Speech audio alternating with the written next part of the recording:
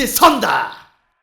올해부터 향후 몇 년간 수도권 공공택지에서는 총 77만 호의 주택이 쏟아질 예정입니다. 이런 공공택지에서 정부가 내년부터 사전 청약제를 시행하기로 결정하면서 3기 신도시 청약에 대한 관심이 높아지고 있는데요. 분양 가격 또한 저렴하게 책정될 것으로 예상되는 만큼 어쩌면 지금이 내 집 마련을 하기 위한 절호의 찬스가 아닐까 하는 생각이 듭니다. 그래서 오지선다가 청약 당첨 전략을 아주 이해하기 쉽게 정리해봤습니다. 빠밤! 앞서 정부가 3기 신도시 청약에 사전 청약제를 시행하기로 결정했다고 언급했는데요. 사전 청약제는 본 청약 1, 2년 전에 일부 물량에 대해 청약을 진행하는 방식을 말합니다. 사전 청약에 당첨된 사람은 본 청약 때까지 자격을 유지하면 100% 당첨됩니다. 사전 청약의 청약 요건은 본 청약과 동일하다고 하네요. 공급 물량에 대해서도 궁금하시죠? 3기 신도시는 이르면 내년 말부터 공급이 시작되는데요. 수도권 30만 가구 공급 계획 가운데 서울 접근성이 뛰어난 위치에서 총 17만 3천 가구가 공급됩니다. 사전 청약제는 내년 9천 가구 물량이 계획되어 있다고 합니다. 여러분도 이미 아시겠지만 3기 신도시는 공공주택입니다. 공공주택은 민영보다 특별 공급 비중이 큰데요. 신혼부부, 다자녀, 생애 최초 주택 구입자 등 자격 요건이 된다면 특별 공급을 적극적으로 노리는 것도 당첨 확률을 높이는 방법입니다. 일반 분양은 민영주택과 달리 무주택 기간이나 부양가족 수 등을 챙기는 일반 청약 가점으로 결정되는 게 아닙니다. 전용 면적 40제곱미터 초과 주택은 저축 납입 총액, 40제곱미터 이하 규모는 청약 납입 횟수가 많을수록 당첨 가능성이 높아집니다. 1순위 자격은 입주자 저축에 가입한 지 2년이 경과하고 청약 통장에 월 납입금을 최소 24회 이상 납입한 가구주에게 주어진다고 하네요. 공공분양 당첨이 어렵다면 공급 물량 40% 정도로 예상되는 민간 분양을 노려볼만 합니다. 가장 궁금한 게 바로 당첨 전략인데요. 혹시 이런 말 들어보셨나요? 다른 청약 요건은 단기간 갖추기 어려운 반면 이사는 짧은 시간 안에 요건을 갖출 수 있는 손쉬운 전략이다. 당첨 확률은 과천, 하남, 남양주, 고양, 인천, 부천 순이다. 3기 신도시에 당첨되기 위한 핵심 포인트인데요. 무슨 의미일까요? 청약 당첨에 성공하기 위해서는 청약 통장 기간,